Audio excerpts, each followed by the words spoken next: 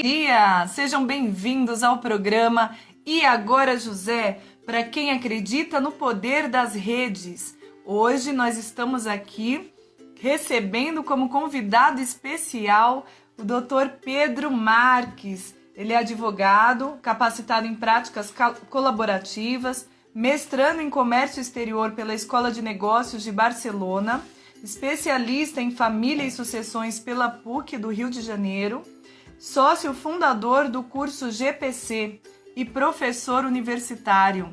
Nós vamos falar hoje a respeito de negociações de Harvard aplicadas a conflitos familiares. Sejam todos bem-vindos. O Pedro já chegou. Eu vou aqui convidá-lo para que ele já possa entrar e iniciar. Vamos aguardar. Olá, bom dia.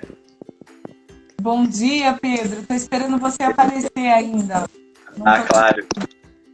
Agora! Perfeito. Tudo bem? Maravilha. Tudo bem, Seja graças a muito Deus. bem-vindo, né? Estou muito feliz que você voltou. Que bom. E esse assunto é incrível, né, Pedro? Esse assunto realmente ele pode revolucionar as negociações aqui no Brasil, né? Porque nós temos um modelo que é top, não é isso? Pois é, exatamente. Eu acho que a gente sempre deve focar numa boa negociação, né? A gente tem diversos modelos hoje de negociação, né? Não só no Brasil, como no mundo inteiro, mas é sempre importante a gente estar relembrando esses modelos de negociação e hoje aqui mais especificamente falando do modelo de Harvard, né? De negociação, que, enfim, é um modelo que eu aplico e replico aí na minha prática, tento fazer também as pontes desse modelo de negociação com os diversos métodos, né, de resolução de conflitos. Então, é basicamente isso. E te agradeço aí mais uma vez a oportunidade de estar aqui falando no seu canal. Bom dia. É sempre muito bom a gente poder estar informando as pessoas, transformando, né, as pessoas e, enfim, replicando aí conhecimento e coisas interessantes e que, de fato, são objetivadas para modificar as relações, modificar os conflitos, né, que são inerentes às relações. Então, é super legal, te agradeço bastante, Vanessa, estar aqui hoje de novo. Então, Pedro, muito importante o que você falou. Os conflitos são inerentes às relações. Então, não vai nunca existir um relacionamento que não tenha conflito. Ele é necessário para o desenvolvimento do ser humano. Mas, como lidar com eles é a grande chave, é a grande descoberta para que esse desenvolvimento aconteça, né? E para que verdadeiramente as pessoas possam ser felizes. Né? A resolução de conflitos não precisa ser dolorida, não precisa ter sofrimento. Ao contrário, pode ter conhecimento, sabedoria e aplicação certa para conseguir chegar nesse patamar, né? Então, nós estamos numa nova época, né, Pedro? Nós estamos mesmo percebendo que as pessoas estão despertando para isso, que o judiciário está despertando para isso, né? Os operadores do direito estão percebendo que essas técnicas, elas são de grande vantagem em todos os sentidos, tanto do ponto de vista do Estado mesmo, da economia, né? Da questão da demanda judicial, como para as pessoas, né, que precisam resolver os conflitos que são inerentes, e aí elas vão ter acesso a todo esse conhecimento para que possam fazer da melhor forma possível. A Marília já entrou, seja bem-vinda, Marília. Ela disse que já entrou comigo falando que ela acredita. É isso aí, Marília, estamos juntas. Com certeza. Eu preparei um material, um passo a passo, literalmente, para conseguir explicar como é o modelo de negociação de Harvard. Aqui a gente não tem tanto tempo, assim, se deixar eu fico falando disso durante, enfim, o dia inteiro, mas eu literalmente fiz um passo a passo, eu até mostro para vocês, ó, são várias folhinhas de passo a passo mesmo, para eu não esquecer nenhum ponto, para que vocês consigam, de fato, absorver esse conteúdo. E aqui já em primeira mão também, Vanessa, eu gostaria muito de falar sobre esse livro aqui, chama Thinking Like a Lawyer. É esse livro aqui, ó. Ele é um livro super interessante porque ele é como se fosse meu livro de cabeceira de negociação. porque Uau. ele também é um passo a passo, não necessariamente do modelo de negociação de Harvard, né? Mas ele é de um professor que chama Frederick, é um professor, salvo engano, de uma universidade dos Estados Unidos, do sul dos Estados Unidos, e ele fala, como eu já disse, né, literalmente um passo a passo sobre a negociação, e eu vou estar doando esse livro em PDF para todos os nossos espectadores aqui, então Uau, que lindo!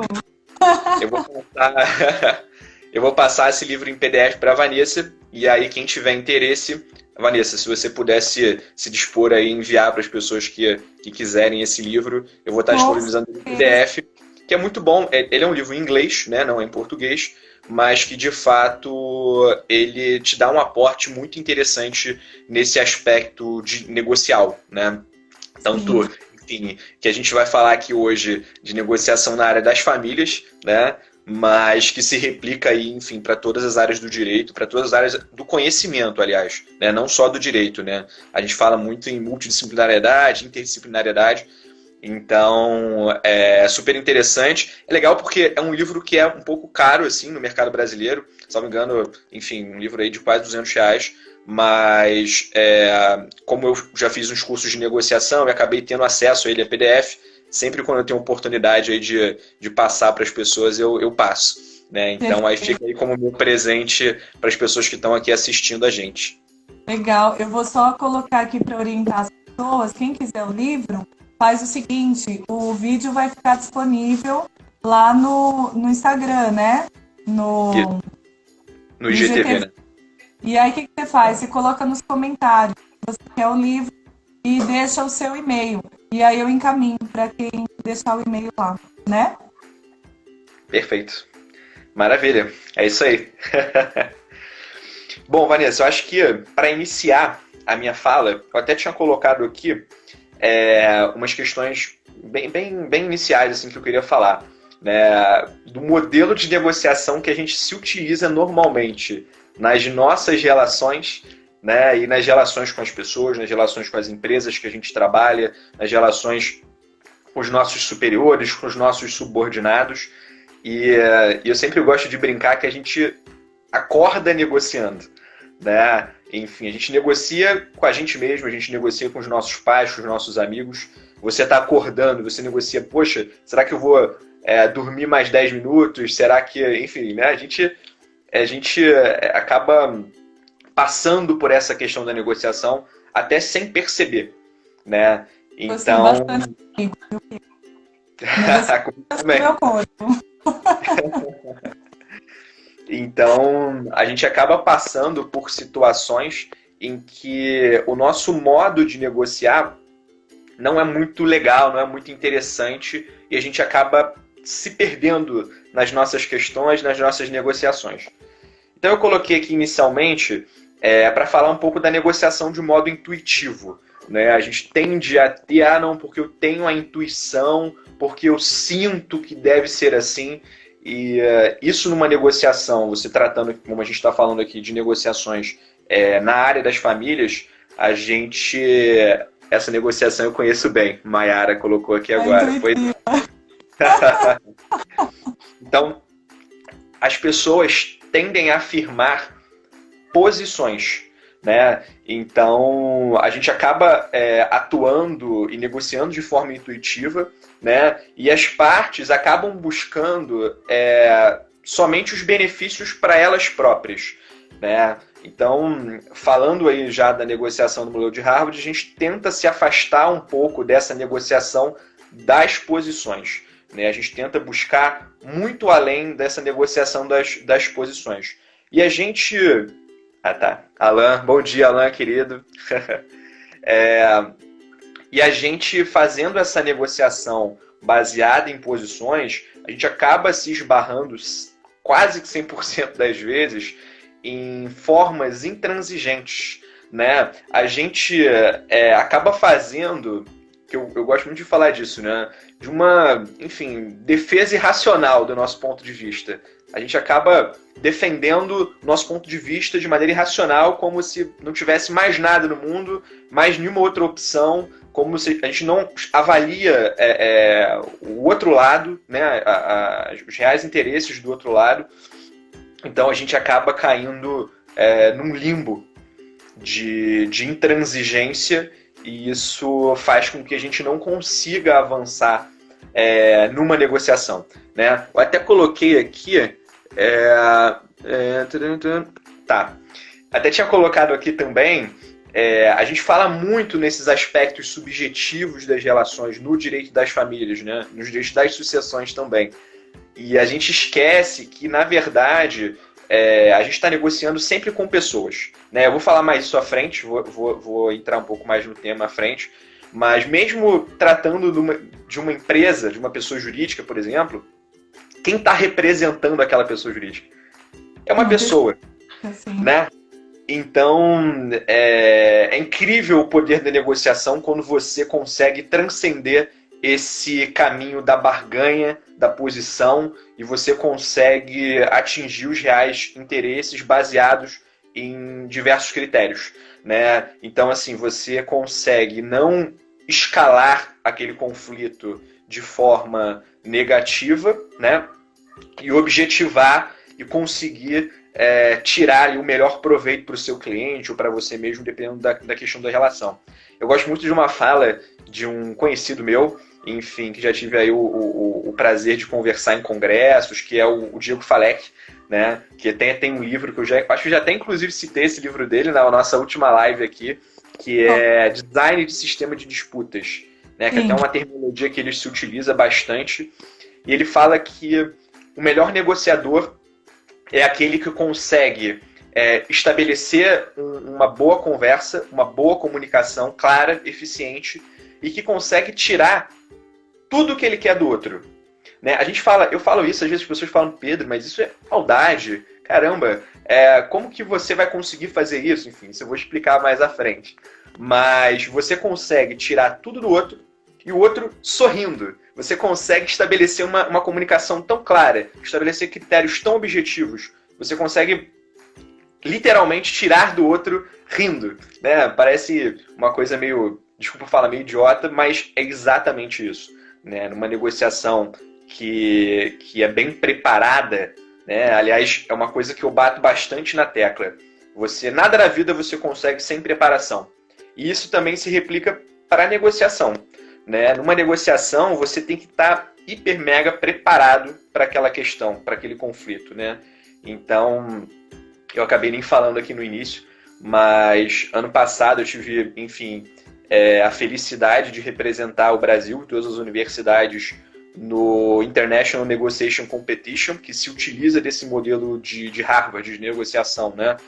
Para uma competição, né, universitária, que envolve as universidades do mundo inteiro, e a gente foi representar o Brasil nessa competição. A gente venceu aqui no Brasil, a gente venceu, a gente foi em segundo lugar na Sudeste, vencemos o brasileiro e fomos para o Japão representar o Brasil, e foi muito interessante, até porque a gente pega também bastante o aspecto cultural, né? E eu não fui o negociador, né? O negociador eram alunos graduandos ainda das faculdades, mas eu fui o treinador, né? A gente chama de coach, e eu fui o coach da equipe da Universidade Federal Fluminense aqui no Rio de Janeiro, e que depois se tornou a equipe Brasil de negociação. E foi extremamente proveitoso, e a gente batia muito na tecla, né? Éramos dois, eu e uma colega, que treinamos, né, uma dupla, e a gente batia muito nisso, a gente era muito chato em relação a isso. Olha, toda hora era assim, preparação, preparação, preparação, não ceder à pressão. Então, eram as frases que a gente acabava falando mais para ele, né? Então, para eles. Então, realmente é bastante interessante. Porque... Ah, tá. Bom dia, gente. Então, o que acontece?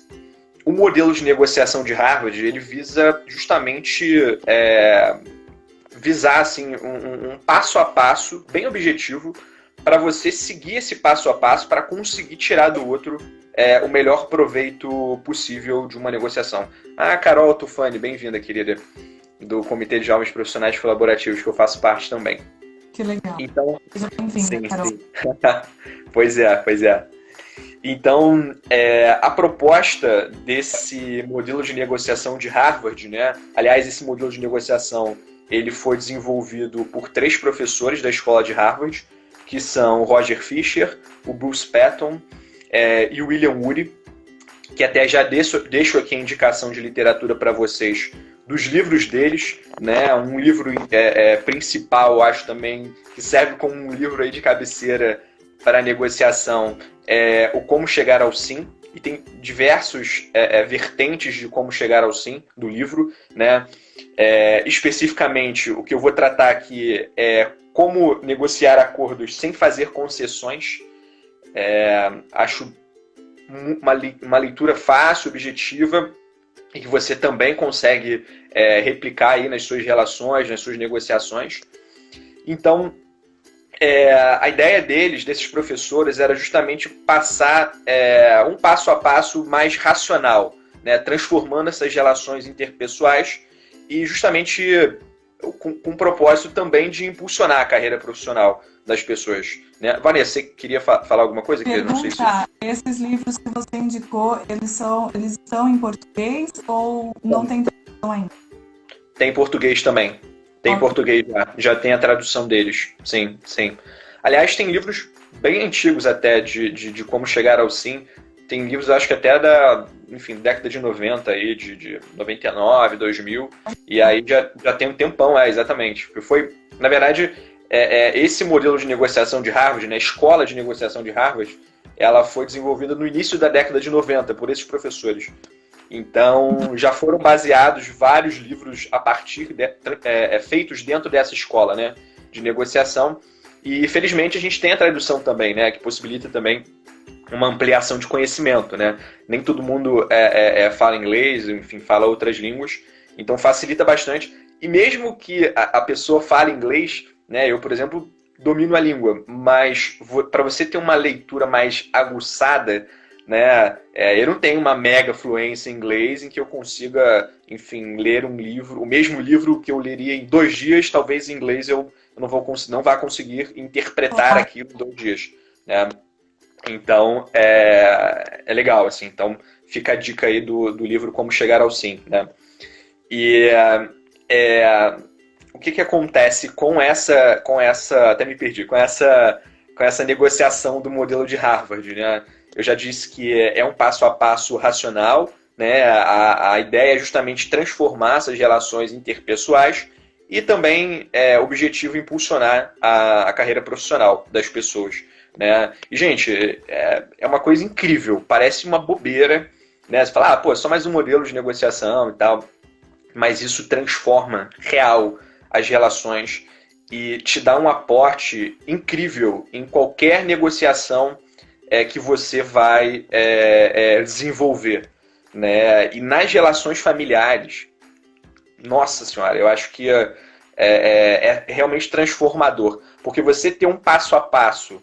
É claro que, como eu vou falar aqui mais pra frente, nem tudo é tão objetivo, né? Você tem que também contar também com esse aspecto que você às vezes não sabe, né? Normalmente a gente senta numa mesa de negociação sem saber o que o outro lado pensa. Então você tem que estar com tudo isso muito bem consolidado dentro de você para conseguir replicar isso e aplicar dentro de um conflito específico, né? Então, a gente passa primeiro por uma ideia de negociação fugindo do aspecto de barganha, né? Eu acho que esse é um dos principais sentidos da negociação de Harvard, né? Você faz uma negociação longe da barganha. Você não pode barganhar de forma alguma. Até na competição era engraçado, porque isso era questão de perder pontos ou ganhar pontos, né? A empatia e a negociação longe da barganha, ou seja, não barganhar, né? Você conseguir negociar com critérios objetivos, negociar visando os interesses e não posições, eram critérios aí de ganhar pontos ou perder pontos dentro da negociação das competições, né? Então, o que acontece? Durval aí, meu amigo, acabou de entrar. Beleza, Durval, seja bem-vindo, querido. Eu lembro do Durval. Pois é, pois é. Durval da área da publicidade, enfim. Super interessante também. Mas o que acontece? Na barganha, você tem que adotar duas posições, né? Ou você é firme, ou você é gentil, barganhando, né? Ou seja, ou você já parte para intimidação, para intimidar a outra parte, ou você é complacente, né? Então, muitos negociadores têm esse medo de você parecer fraco dentro de uma negociação, né? E isso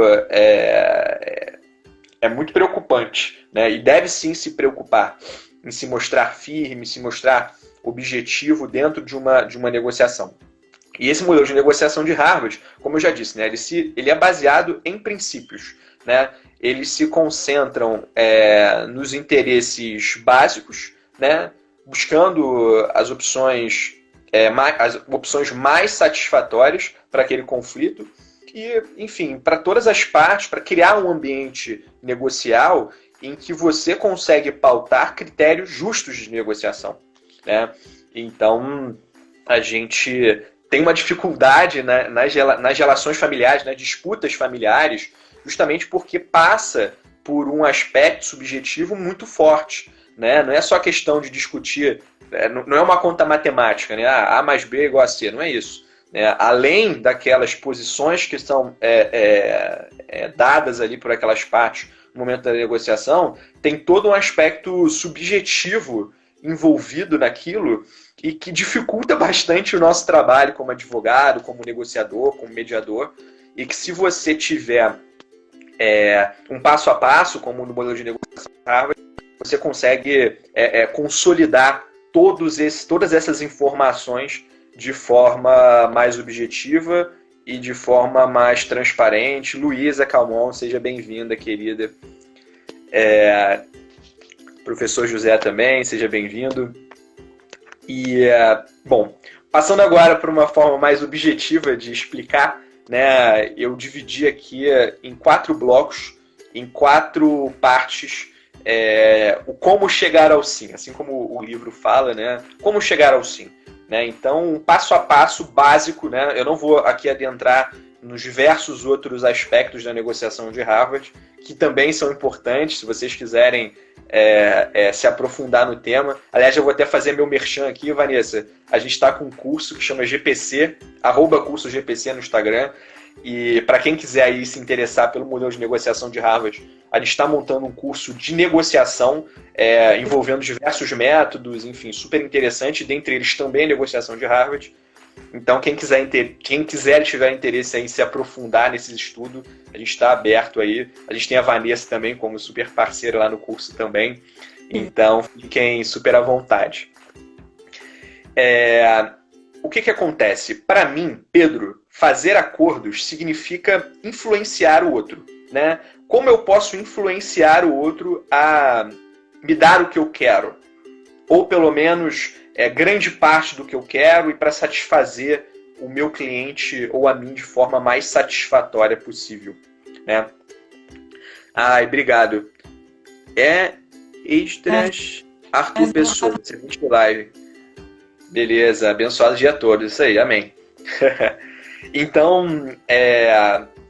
o modelo de negociação de Harvard, ele desenvolveu uma habilidade, né, que é justamente de você conseguir tirar do outro exatamente o que você quer, passando por um passo a passo, né? Ou seja, são 4 passos, basicamente. Né? O primeiro passo é justamente separar as pessoas do problema. Gente, isso é muito difícil.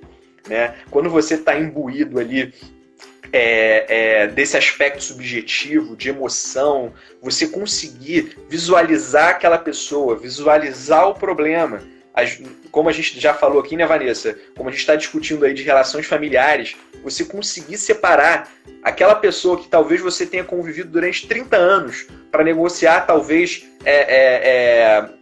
a guarda de um filho, não sei, ou a questão patrimonial, entende? Envolvendo todas as suas emoções. Você conhece aquela pessoa muito bem. Como separar aquela pessoa daquele problema, né? Então, isso, no caso, fica aí um trabalho para nós advogados, né? Eu sempre faço também um merchan aí da nossa classe, porque é muito importante sempre ter advogados envolvidos nessas disputas de relação, né? Seja judicialmente, obrigatoriamente quando envolvem filhos menores, seja também em negociações extrajudiciais que não envolvam filhos, que dê para a gente tentar um acordo de forma extrajudicial, né? Como eu já disse. Mas é muito importante a gente, Larissa também, seja bem-vinda, querida. É muito importante, medicina, aliás, Larissa, hein? Então é muito importante a gente conseguir desenvolver essas técnicas, né? Então, partindo da premissa de separar as pessoas dos problemas, o principal ponto que a gente deve partir é justamente conseguir satisfazer aqueles interesses essenciais. Ou seja, aquela motivação para negociar. Quais são os interesses essenciais daquela parte? É claro que isso a gente vai desenvolvendo durante a negociação, né, gente? Se você nunca teve contato com a parte antes de sentar para negociar, você deve fazer ali um passo a passo bem objetivo do que você pretende atingir com aquela negociação, né?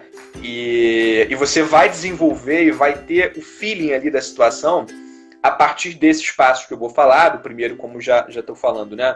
Da questão de separar as pessoas dos problemas. Mas você sente na hora. Então, assim, você tem que estar realmente com aquelas técnicas ali dentro de você e para conseguir repassar essa questão, né? E conseguir fazer um bom desenvolvimento da negociação. Então, o que acontece? É tão importante o resultado do acordo, aliás, o resultado do acordo é muito importante, né? Obviamente, a gente quer chegar a um denominador comum, a um resultado mais positivo.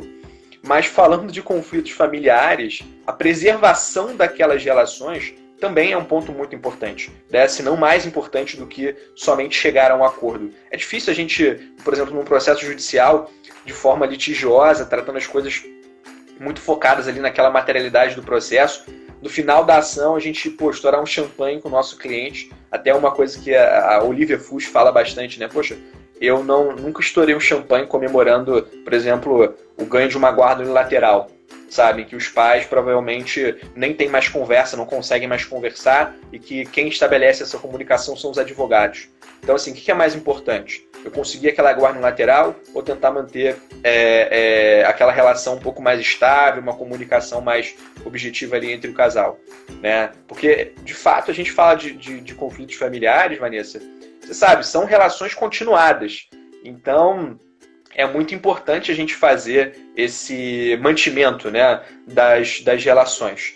Então, se você pensa aí, por exemplo, num processo de práticas colaborativas, né, em que você assina um termo de não litigância, em que você vai tentar ali não confundir com ingenuidade, né, como eu já falei na outra live, mas tentar estabelecer ali os critérios para você conseguir chegar a um denominador comum, né? Então, é muito importante a gente conseguir separar as pessoas do problema, né? Então, até tinha anotado aqui, deixa eu ver se eu acho aqui uma frase que eu tinha, acho que eu perdi aqui, de um autor que eu gosto bastante. A Luciana, seja bem-vinda. Doutora Vanessa, muito concentrada e linda como sempre. Maravilhoso. Eu tô concentrada, gente. Eu tô concentrada porque, assim, esse assunto, ele é muito incrível e o Pedro, ele é alguém que tem autoridade para falar sobre esse assunto. Então, eu tô bem quietinha aqui, que é para deixar ele livre, para ele passar, porque é muita informação em pouco tempo. Já tô quase aqui falando, Pedro, fala logo esses 4 passos, depois você explica. Eu tô deixando aqui para a gente aprender bastante, porque tem muita riqueza ali no Pedro. Sim. Sim. Não, e assim, é tanto conteúdo, de verdade. Eu até anotei para eu não me perder, fazer um passo a passo, é muito importante isso, né? Para eu também não pular nenhum passo e tudo mais, porque, gente, é muita coisa. Mas, assim, depois que você treina... Sim. E assim, é verdade. E depois que você treina, você acaba conseguir... Isso tá dentro de você, sabe? Você vai integrar, né? Sim, você vai integrar. Exato, exato. É muito difícil eu entrar hoje numa negociação sem pensar no modelo de Harvard. Muito difícil. Né? Até mesmo eu também sou mediador privado judicial e você acaba sacando muita coisa baseado nesse modelo, né? E que é muito interessante, assim. De fato, se as pessoas tivessem mais conhecimento sobre isso, né, e pudessem replicar isso, independente de ser advogado, médico, engenheiro, é muito legal, realmente é muito interessante, né? E até voltando um pouco também, né, dessa questão de a gente estava falando sobre empresas também, familiares, já passando nesse ponto, né, de separar as pessoas dos problemas, quando você negocia com uma empresa, você não está negociando com um ente abstrato, né? Você está negociando ali com uma pessoa, um representante daquela empresa, né? Então, aquela pessoa vai ter, digamos assim, alguns vieses aí, cognitivos, né, algumas percepções, e que você vai ter de fato que separar essa pessoa também do problema, né? Então, esse primeiro passo é justamente entender aquela realidade objetiva, né, embasada nos fatos, né? Desculpa, até me perdi aqui. Só entender essa realidade objetiva embasada nos fatos também não vai te fazer a realizar, a solucionar aquele problema, né? Então, assim, é muito maior. É uma coisa muito maior. Então, assim, se eu pudesse resumir esse ponto, Vanessa, que eu acho que você vai entender muito bem com a sua vertente sistêmica, né? A chave para entender o outro lado, que eu sempre falo isso, né, dentro desse primeiro ponto de negociação de Harvard, é a empatia. Né? Se você não tem empatia pela outra parte, se você não valoriza a outra parte, se você não se coloca na mesa aberto, com empatia, você não consegue nada. Absolutamente nada. Nada, nada, nada. Então, assim, para mim, a principal chave para você conseguir entender o outro lado é justamente a empatia, né? Então, assim, tentar entender o ponto de vista alheio, né, é um benefício para a gente, né? Ou seja, pode potencializar aí uma redução da área do conflito, né? E também ajuda, a gente tendo empatia, a gente vai conseguir entender os interesses do outro de forma muito mais fácil, né? E também de forma mais segura. Né? Eu já não chego, enfim, porretando o outro, não vou conseguir absolutamente nada. Né? Ou seja, a gente deve se manter um fluxo de comunicação bem eficiente, né? E é muito importante também a gente, com essa questão da empatia, né, a gente conseguir manter o outro na mesa. Não adianta nada eu estar tacando um monte de informação na mesa, sendo que eu estou tentando só me beneficiar, eu não estou sendo empático com a outra pessoa, né, e tratando também de situações que às vezes a outra pessoa não domina. Então, assim, eu tenho que ter uma comunicação clara e eficiente. Oi, pode falar, Vanessa. Então, vou fazer só uma frase, né, para você continuar. Você precisa enxergar além de você. Eu diria isso. Se você conseguir enxergar além de você dá esse primeiro passo que você avança. Começa a enxergar tudo que tem, não só no outro, mas além do que ele realmente sente e precisa. Né? Perfeito, perfeito. É exatamente isso. Exatamente isso. E é interessante, né? Porque a gente carrega muita coisa com a gente, né? E às vezes a gente também se vê no outro, né? Às vezes o outro está passando por uma situação e a gente, enfim, transforma aquilo, incorpora aquela situação. E aí quando a gente vai sentar numa mesa para negociar, imagina, caramba, como é que eu vou separar aquela pessoa daquele problema? Tudo bem, não é comigo, mas aquela questão é muito parecida com uma questão que eu já passei, ou seja, eu me identifico. Então a gente ter esse distanciamento da situação específica daquela pessoa é uma coisa a ser treinada, né? A gente tem que se treinar para isso. Nós, advogados, falando aqui como advogado, e também, enfim, todos os outros profissionais, né? Na questão das relações pessoais, na questão das relações, como eu já disse, né? Com os subordinados, com os superiores nas empresas, você conseguir Saulo, beleza, querido, muito bem-vindo. Saulo é um colega meu aqui de Petrópolis, também advogado. Seja bem-vindo. Então, mas o que você falou, Vanessa, é fato, assim, enfim, é exatamente isso, exatamente isso. E passando agora para o segundo ponto, né? Ou seja, nós não devemos nos concentrar apenas nas posições, né? A gente acaba muita coisa do que a outra parte fala, que a outra pessoa fala. Ah, beleza, querida, uma honra para mim também. Muita coisa que a outra parte fala, que as outras pessoas falam, ou até mesmo o outro advogado, né? E com aquela ideia aí de ex-adversos, né? Que a gente acaba carregando aí no entendimento jurídico hoje brasileiro. A gente está numa mudança, né, Vanessa? De tentar transpor essa ideia do ex-adverso e um Mas modelo de é uma mente negociação. coletiva ainda, né? Sim, sim. E o modelo de negociação de Harvard, ele tende também a ser uma negociação lado a lado, né?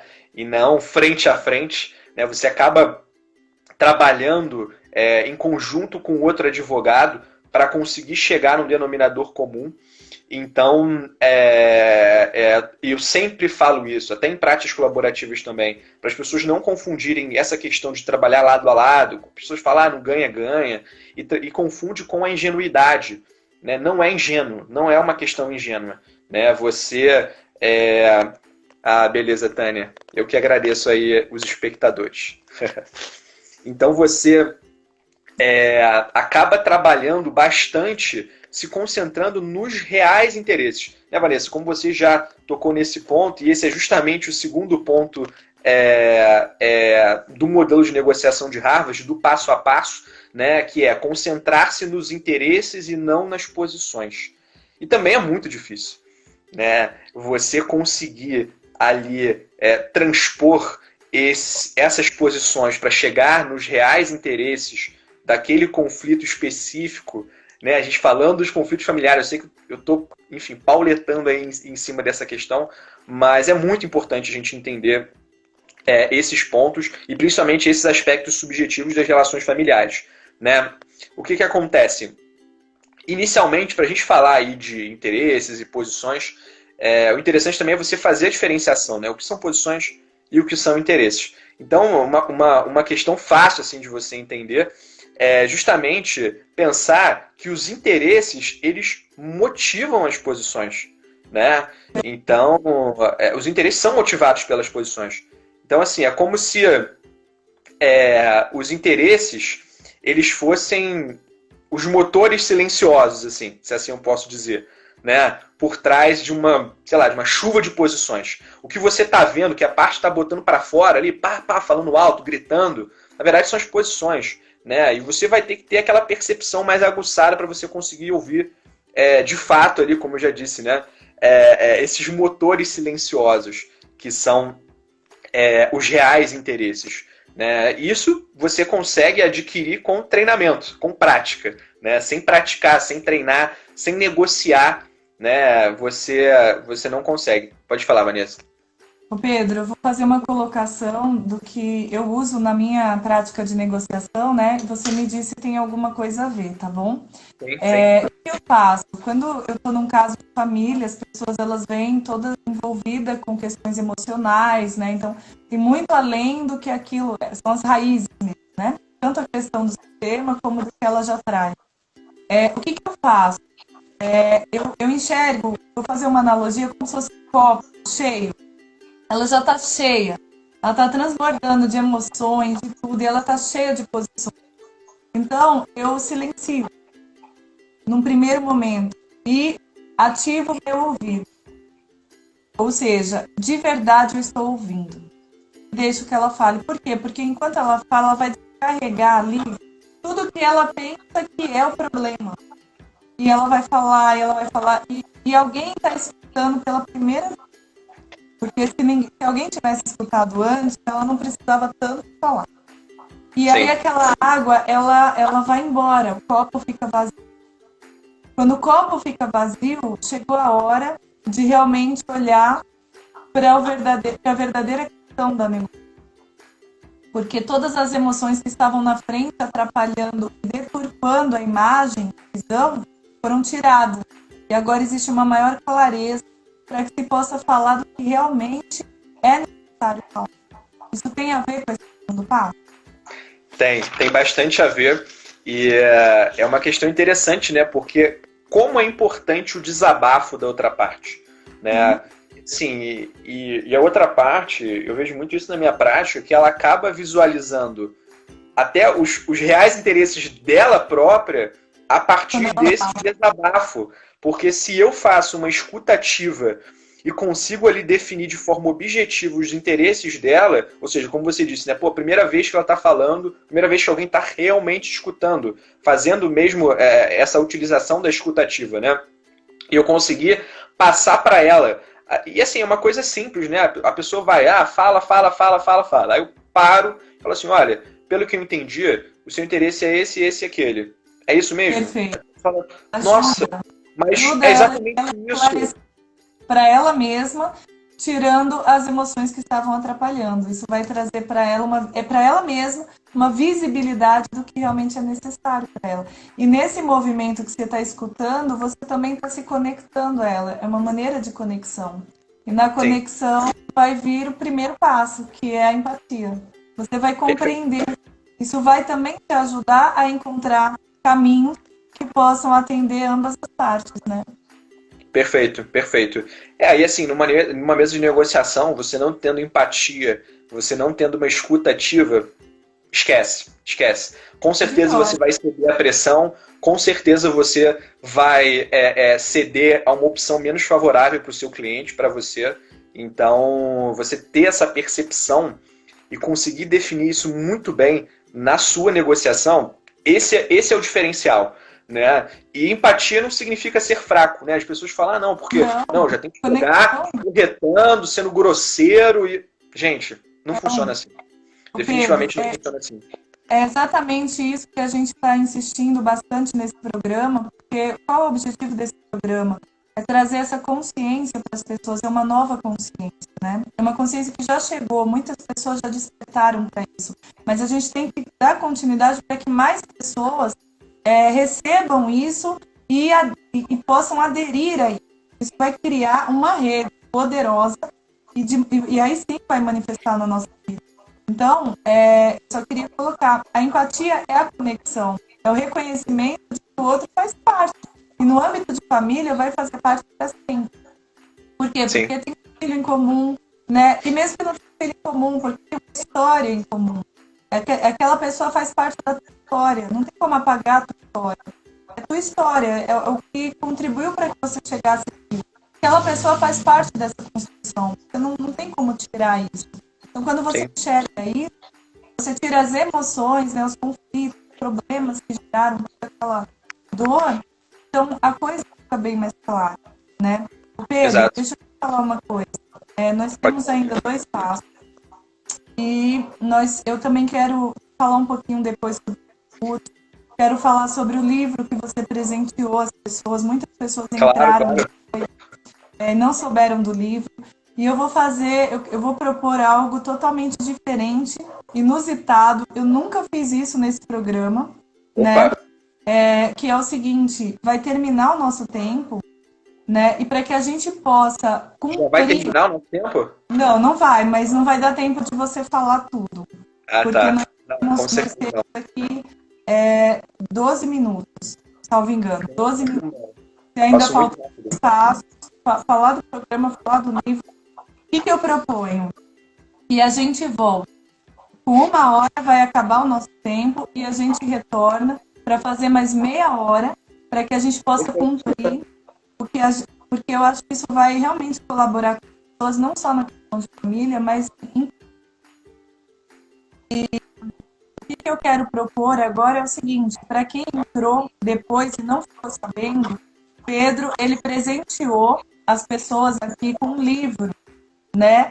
E aí eu pedi para que quem quiser esse livro, que o Pedro vai falar novamente, depois vai nesse programa que vai ficar gravado lá como IGTV, no meu Instagram, e coloca embaixo, eu quero o livro, e coloca o e-mail, porque o livro é um e-book, e eu vou encaminhar esse e-book para todos que colocarem lá o e-mail para mim. Qual é o livro, Pedro? Fala novamente, por gentileza. Gente, o livro é esse, Thinking Like a Lawyer. Esse livro aqui, ó. Ele é um livro que está em inglês, né? Eu não tenho esse livro traduzido, mas fazendo um curso de negociação específico, eu consegui esse livro em PDF. Então eu vou estar repassando aí o livro para vocês. Espero que ajude bastante. Ele é um livro que, mesmo em inglês, é um livro bem fácil, assim, de bem fácil leitura. Um passo a passo, já disse aqui que é o meu livro de cabeceira de negociação. Então, não é especificamente de negociação de Harvard, mas ele faz um apanhado geral de negociação. Eu acho incrível. E assim, é uma leitura obrigatória para quem está começando ou quem quer começar a se inteirar mais aí do mundo de negociação. Né? Seja em negociação empresarial, seja em negociação familiar, negociação com você mesmo, com seus familiares. Então, esse livro é muito interessante. E aí fica aí meu presente aí para todo mundo que está assistindo a gente hoje. Tá. E outras pessoas que assistirem, porque vai ficar gravado, vocês Sim, exatamente. não estarão ao vivo, mas estarão assistindo, coloque o seu e-mail que eu encaminho, tá bom? Perfeito, perfeito. Vamos Maravilha. lá, vamos continuar então. Vamos para o terceiro passo e no final eu vou querer que você fale um pouquinho mais sobre esse curso, porque eu achei muito importante esse curso que vocês vão dar, preciso de mais informações, tá bom? Sim, no final sim. você vai falar um pouquinho sobre isso. Você, Beleza. Andréia, quando terminar, vai ficar lá disponível esse vídeo na gravação. Aí tem a parte dos comentários. Aí você comenta embaixo, eu quero o livro. Eu coloco, eu quero o livro. E põe o e-mail. E aí eu vou encaminhar, tá bom? Pode falar, Pedro. Vamos lá. Não, beleza, Vanessa. Eu estou terminando rápido esse segundo ponto, porque eu acabei deixando de falar algumas coisas, a gente acaba se empolgando, né? E fala milhares de outras coisas, até sair do tema, se bobear. Mas nessa questão, então, a gente já falou de separar as pessoas do problema, né? Primeiro ponto. Agora, o segundo ponto é justamente se concentrar nos interesses e não nas posições, né? Isso aí, gente, o vídeo vai ficar no IGTV. A ideia, Vanessa, é justamente a gente focar, aliás, a gente não focar em atacar as posições do outro. Né? Vai ser muito difícil esse interlocutor ceder a ponto de parecer fraco na mesa. Né? Ele não vai querer parecer fraco na mesa. Então, se eu atacar aquela posição dele, ele não vai ceder jamais. Né? Então, se eu não tiver essa escuta ativa, se eu não tiver empatia para conseguir chegar nos reais interesses dele e só ficar ali atacando a posição, enfim, acabando chegando até no momento de tentar barganhar alguma coisa, eu não vou conseguir focar nos meus objetivos, né? Ou seja, a gente tem que, de fato, se concentrar nos interesses, né? E também, se concentrando nos reais interesses, eu consigo encontrar pontos em comum, né? Ou seja, eu consigo encontrar mais pontos em comum do que pontos divergentes. Se a gente está sentando para negociar uma coisa, é óbvio que a gente vai ter pontos em comum. Podem ter mais pontos em comum, menos pontos em comum, mas sempre existem pontos em comum. Né? Eu gosto muito de dar um exemplo, Vanessa, se eu posso aqui dizer, nossa, o tempo voou, hein? Que, na verdade, eu participei de uma negociação de uma empresa brasileira que me contratou e que, na verdade, é uma empresa de empreendimentos, né? Uma construtora aqui no Brasil. E que ela estava querendo comprar um imóvel, especificamente nos Estados Unidos, né? E o grande tufo da negociação, por mais nervosa que a gente esteja fazendo. Exatamente. Exatamente isso, Débora. Perfeito, querida. Então, eu participei dessa negociação, ou seja, de uma empresa brasileira que queria empreender nos Estados Unidos. Já tinha aí uma questão de empreendimento em Miami, em alguns lugares, e depois ela quis empreender comprando uma fábrica no interior dos Estados Unidos. A questão principal dessa negociação, e mais difícil para mim, era que essa indústria ela era uma empresa familiar e que estava passando por dificuldades financeiras. Então, assim... Só um comentário. Empresas familiares, né? Só para que as pessoas possam saber, pensar, porque às vezes as pessoas não pensam sobre isso, né? Sim. Empresas familiares são ainda mais complexas de trabalhar, porque não entra somente todas as questões empresariais específicas, né? como também os conflitos de família que acabam sendo emaranhados com as questões empresariais. Então, só nessa questão de separar a pessoa do problema, né, Pedro, vai ter algo a mais aí nesse quesito. Você vai precisar também separar o problema familiar do problema empresarial para poder tratar de maneiras distintas, cada um no seu lugar, na ordem, que é a visão sistêmica, né? Sim, sim. Como desde o início não aconteceu. É muito difícil uma empresa familiar não envolver as questões familiares com a empresa. Exatamente. É bem complicado, bem complicado. Antes de você falar sobre a Débora, ela, eu vou ler agora o texto completo. Ela falou assim: talvez o grande trunfo de uma negociação, por mais nervosas e ressentidas que as partes estejam, é fazer que ambas as falas sejam legitimadas. Ó, maravilha, exatamente. Legitimar não é dar razão, é ambos se sentirem escutados. Perfeito, Débora, é exatamente isso. Quando as pessoas são legitimadas, então elas se tornam autênticas na negociação. Aí sim, elas começam a se colocar como verdadeiramente, porque elas foram reconhecidas, né? É isso mesmo, muito bom. Vamos lá, Perfeito. Pedro, vou parar. Vou ficar quietinho. Nada, que isso. Não, tranquilo, relaxa. Mas, então assim, a grande dificuldade era, primeiro, a empresa era familiar, né? Tinha uma história muito grande, assim, de mais de um século na família, aquela indústria, né? E era uma indústria têxtil, né? Então tinham vários equipamentos super antigos e tal. E a grande preocupação deles era o seguinte: o meu cliente queria construir um shopping center numa cidade pequena, né? Então assim, já é mudar a cultura daquele lugar, que não estava acostumado com isso, né? E a preocupação inicial deles era justamente de, poxa, mas vai acabar com a nossa história. Por mais que seja muito positivo essa negociação, né? E até a gente baseou bastante em, como eu já falei aqui também, vou falar mais à frente também, no que é o quarto ponto, que são os critérios objetivos, né? Valor de mercado e etc. A gente isso estava muito simples de ser resolvido, mas a questão subjetiva para eles importava muito mais do que o valor financeiro, por mais que eles necessitassem daquele dinheiro para sobreviver, porque a empresa estava falida, né? Não tinha decretado falência ainda, mas eles estavam tentando vender para pagar dívidas, né? E aí o outro que assumisse, obviamente, conseguiria montar um outro negócio no lugar daquela fábrica. Então, a nossa saída, assim, resumindo, né, foi justamente valorizar também a história daquela família, né? A gente decidiu não, digamos assim, destruir aquela fábrica, a gente manteve um imóvel e foi uma jogada de marketing também para o meu cliente muito grande, né? Porque ele conseguiu atrair mais clientes, fazendo com que as pessoas acreditassem mais no negócio dele, né? Meu cliente construiu como se fosse uma espécie de museu dentro do shopping, valorizando também a questão daquela família, dos equipamentos e tudo mais. Foi construído o shopping, né?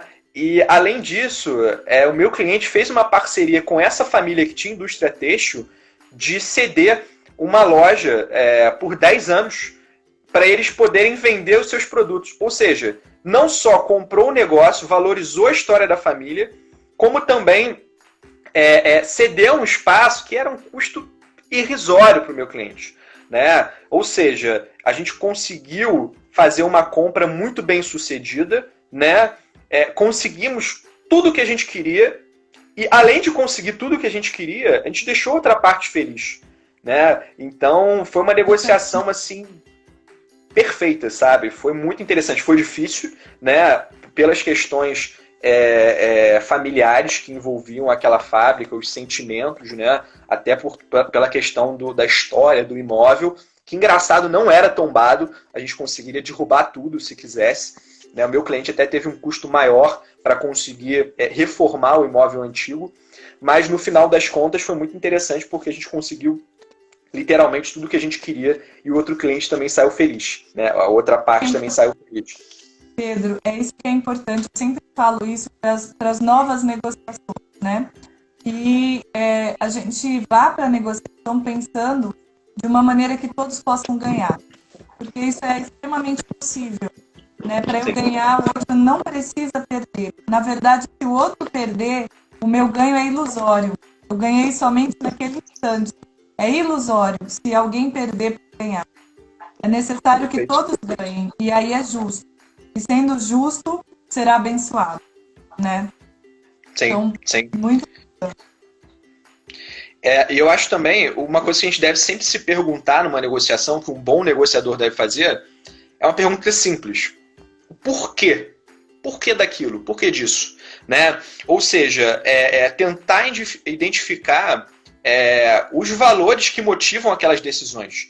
Né? Ou seja, fazer com que o outro ele entenda a importância e a legitimidade dos seus interesses.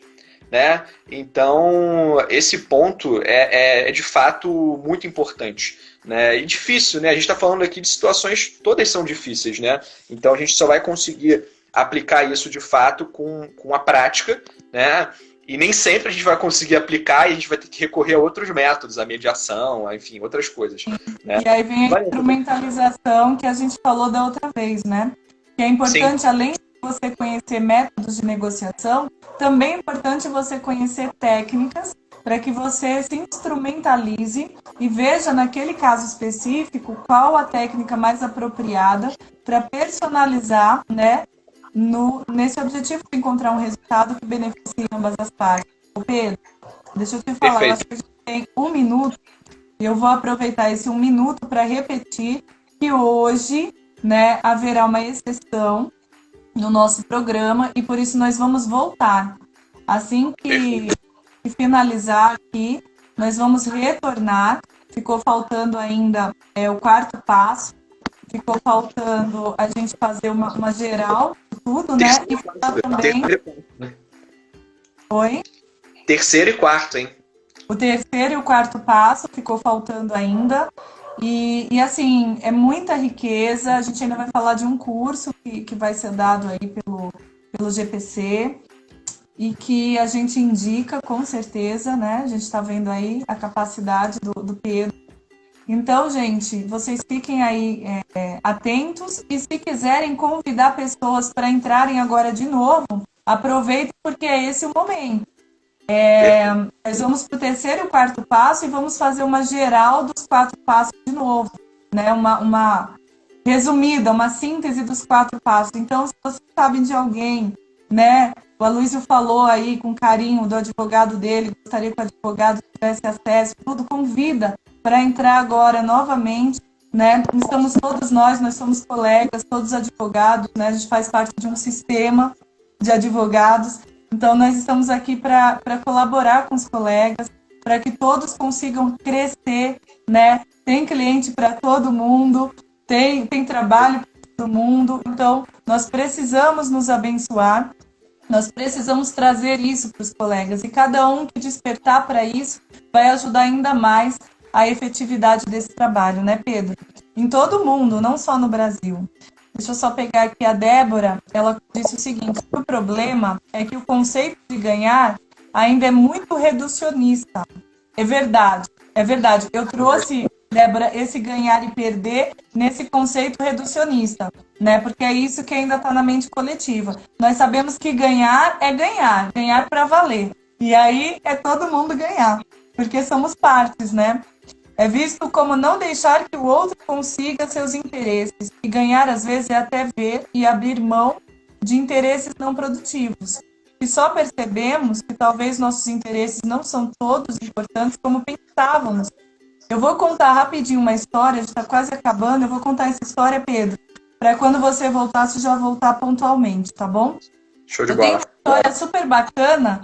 E eu entrei num processo de família, estava uma briga grande. Lei, se você entrou agora, nós vamos retornar. Está quase caindo, mas nós vamos voltar. Então, fica atenta. Se tiver alguém para convidar, convida para entrar conosco, porque hoje o assunto está muito, muito... Todos os dias são, né? Mas hoje a gente está trazendo de forma didática. Então, para não quebrar, a gente está abrindo essa sessão.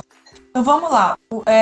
Esse caso, eu tenho 28 segundos, era um caso de pensão alimentícia. Eu entrei junto com a mulher, era uma briga de anos, eles vinham em revisional. E no final, a outra parte, o pai, ele foi e aumentou. Ele aumentou o valor muito além do que a gente estava falando. Ele falou que enxergou e que ele podia pagar muito mais. E ele mesmo mudou e ficou o juiz sem entender nada que estava acontecendo.